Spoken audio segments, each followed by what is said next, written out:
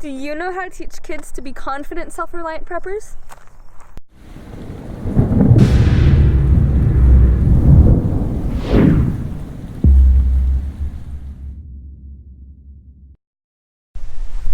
Hi, I'm Sam. I'm Kenny. I'm Christy. And I'm Benjamin. And we are the Provident Preppers kids. Our parents have taught us important prepping skills since we were born, but that's not all we do. We are well-rounded teenagers who also like to do other things. I enjoy football and fishing. I enjoy dance, including ballroom, clogging, jazz and ballet, and reading. I like karate, reading, dance, and music. And I like frisbee and eating. Maintaining a healthy balance is an important part of prepping. In this video, our parents are going to show you some secrets to raising confident, self-reliant prepper kids. You don't want to miss this. Thank you, kids, for introducing us today. I want to emphasize how important it is that we raise self-reliant kid preppers.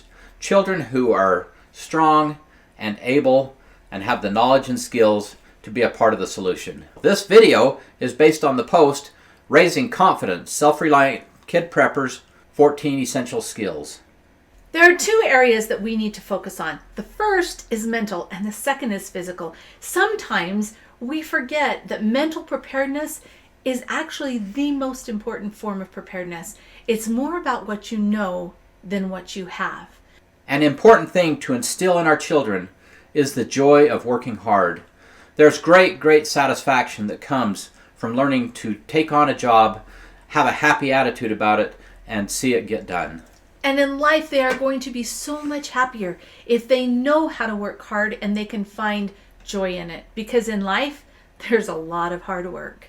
We want our children to be part of a community. We want them to be contributors in the community, to be of service to others, and to be of service to their family. One of the things that we talk about a lot is the importance of community for your survival. Community can take on many different forms, but it is essential to survival. When you are part of a community, both the physical skills, the physical resources, and just the ability to gather together and to work together to survive is incredible. It is important to be part of a community, and children need to be taught that being part of a community and sacrificing for the good of others is really important. One of the things we like to do is to play the what if game. This is a fun game that we like to play in a low-stress situation, and we throw out all kinds of situations, and it gives us the ability to think through it together and create solutions. When we play the what if game, we want to make sure that we are guiding our children to find the best solutions. What if the power went out right now? What would you do? Listen for the response. Guide them. If it's nighttime, one of the first priorities is to find a flashlight. Where is the flashlight? Does it have fresh batteries? And you just continue to walk them through this process. One of the things that's important is they always have to be successful. Whatever happens, if we're talking about an active shooter and what they would do at school, make sure that they never fail. They always succeed. It is important for you to do a risk evaluation with your children. From there, you can create a plan to allow you to mitigate those risks and to have successful outcomes. It's super important that you do not scare your children. We're identifying the risk. Yes, we live in earthquake country, but we're going to secure the furniture to the wall. If the room starts to shake, this is what you are going to do. We do not want them to have nightmares over any of this. We want to empower them with knowledge. Because of the knowledge that they have, they will be able to overcome any challenge that comes their way. We want to help build that confidence in them. So be careful. They need to understand the risks, but they do not need to live in fear. Take a look at the post that we created, Prepper Risk Assessment. What threats should you be prepared to survive? This post goes through a lot of the risks that you may want to prepare for. It's worth your time to take a look. Let's go through a few of the physical preparedness skills that we think are really important for every child to know. When we talk about physical preparedness skills, it is important that you teach skills that are age appropriate for your child. Now, sometimes it possibly could be age appropriate, but it is not appropriate for their maturity level. Your child is unique. Make sure that you have a clear understanding of where your child is at and teach them the appropriate things for that stage of their life. In this picture, you are looking at a kid who is just about ready to get his Eagle Scout. He has been taught all kinds of things, and yet sometimes I'm thinking he's not very safe with fire. It is incredibly important that you allow your child to physically do whatever you are teaching them. If you are teaching your child how to cook during an emergency, they need to physically do the cooking. It's not enough to show them and lecture them. Yes, that is an important part, but they need to touch, feel, and do, because that is how they will learn best. Think about how important it is for them to understand how they will cook if there's no natural gas or electricity. How are they going to eat? How can they use the devices that we have, and can they safely use the fuels and the other equipment that is needed for accomplishing this task? Do they know where they're stored? Can they get them out by themselves? If you are not there, can your children take care of themselves and survive? Another important aspect is, can your children take the foods that you have stored and actually turn them into an edible meal? If you have stored freeze-dried foods, make sure that they are physically making those foods on a somewhat regular basis so that they will understand how to do that. In our food storage, we have a lot of basic staples. It's important that our children know how to cook rice and beans from scratch so that they can turn those basics into an amazing meal. Do our children understand how they will stay warm if our ability to heat our home is taken away? Here you can see our children just having a great time playing games with our little heater to the side of them that they have learned how to fill with fuel and light and use. As we teach our children these skills, we need to make sure that it is fun, that they find great comfort and peace in the knowledge they receive, and that using them is not a scary or bad experience. This is one of our favorites, growing our own food. Sometimes our children and people in our world are so disconnected from our food supply that they don't even know how our food is grown or how it gets to them. We believe it is so important that they understand how to do this, how to grow the food, what it looks like, and how to take care of these plants and to harvest them. It's so much easier than you might think. It can be as simple as letting your child grow a pot of cherry tomatoes on your front porch. Or it can be much more complicated than that. But even growing raspberries, berries are huge with the kids. Children love berries. Growing raspberries or strawberries or incorporating anything like that into your normal landscape can be a great asset during hard times, but it can also teach your children the value of growing their own food and help them enjoy it. Growing the food is only half the battle. Children need to learn how to eat the food that they have grown. In this photo, the children are making pickles. It is an enjoyable experience, and once those pickles are in the bottle and they eat them throughout the year, it's a very rewarding experience knowing that they have grown them and that they created these pickles.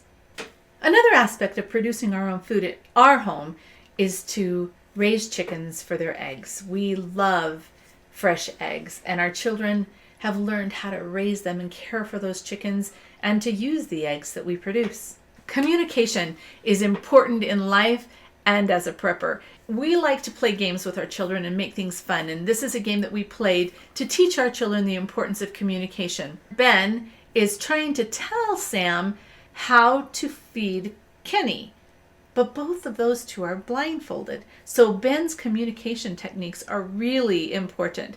It is a fun game, but it teaches a great lesson on the importance of communication, on giving good directions, on listening and following through. It is important that they understand how to use all of the communication devices that we have. This includes knowing how to power them up, how to use them, how to change the batteries, whatever needs to be done. I'll also put in a plug here for amateur radio. This is a great way for you to be able to communicate with those around you. Emergency evacuation. Do you have a survival kit? Did your children help pack it? Do they know what the items that are in their survival kit are used for? How to use them? A really good way to test your survival kits is to take off for a weekend and just use what's in those survival kits. You may learn a lot. Another important aspect of emergency evacuation is for your children to understand when you need to leave, in what circumstances it's time to evacuate. Do they know how to read a map? Do they understand where the destination is and how to get there and which routes they can take, and alternate routes if for some reason the primary route is not going to be feasible. Fire safety and management is an important prepper skill. There's great power in fire, but it can also be extremely destructive. It's important that we teach our children how to use fire. It's important that they understand what carbon monoxide poisoning is and how to avoid it. Safety should always be your number one consideration when it comes to fire. Train your children in emergency first aid and make sure that they have the skills and the ability to take care of all kinds of minor or sometimes major emergencies. It's important that they understand where all of your first aid supplies are. If the supplies in your main first aid kit aren't enough, do they know where you store backup supplies? It can be really scary when somebody gets hurt and there's a lot of blood. Use injuries as an opportunity to teach. Gather the kids around. Show them, this is what we're going to do with this injury. It doesn't need stitches, and this is why it doesn't need stitches. Or, we need to go into the doctor because this needs stitches. Children need hands-on experience in order to be able to perform when it really counts. Make sure your children understand how to use the emergency lighting devices that you have, whether that's solar-powered, battery-powered, whatever that may be. And where the backup batteries are. Every child is different. It is important that they learn self-defense skills, but that will look different for every child. Ours happen to really enjoy the martial arts. Our children become empowered when we teach them to defend themselves. We don't want them to be bullies or to hurt other people, but there are times when they have to be able to defend themselves and they have to be able to help others as well. We believe that self-defense is another important aspect of preparedness. It can include a variety of things from martial arts, the ability to use a firearm safely. Maybe it's just understanding how to use pepper spray. But these are skills that can build one upon the other to help them truly become confident and able to take care of themselves. Clean drinking water is essential to survival. Make sure that your children understand where you have clean drinking water stored in your home. Teach them where the nearest sources of water are to your home so that if they run out of water, they can find more. They also need to clearly understand how to disinfect and purify drinking water and make it safe to drink. And then there's sanitation. Sanitation skills are tremendously important. Make sure that they know how to safely dispose of human waste if the traditional toilets are not working. And do they understand how to do laundry? There are a basic set of survival skills that everyone should understand. It is important that we help teach those skills. The kids need to know how to find expedient shelter or create it. They need to know how to build a fire. They need to identify food sources. And they need to understand when they are in a dangerous situation and how they should respond to that. It is important that children learn to manage their own money. They need to have a job where they can earn money, and they need to learn how to save and how to spend it wisely. So much of this just comes down to time. It's all about creating positive, effective learning experiences, and that just simply takes time and love. Raising confident, self-reliant kid preppers is not as overwhelming as it may appear. It takes a little bit of time, every day, consistent progress, where you make prepping a regular part of your life while you're still enjoying all of the different activities that your children love to do, as ours so eloquently put it at the beginning of the video. They are well-rounded kids, and prepping is just a piece of it. But it is an important piece that builds confidence and will enable them to survive the challenges of life. Please take a look at these resources. 4 critical steps to raising disaster-resilient kids. Community, your best chance for survival. And prepping without partners when preparing is all on you. The links for these are in our show notes.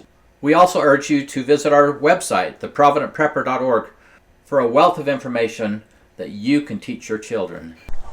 We are a great family team. Each of us has unique skills and talents, and together we can survive anything. Heck yeah!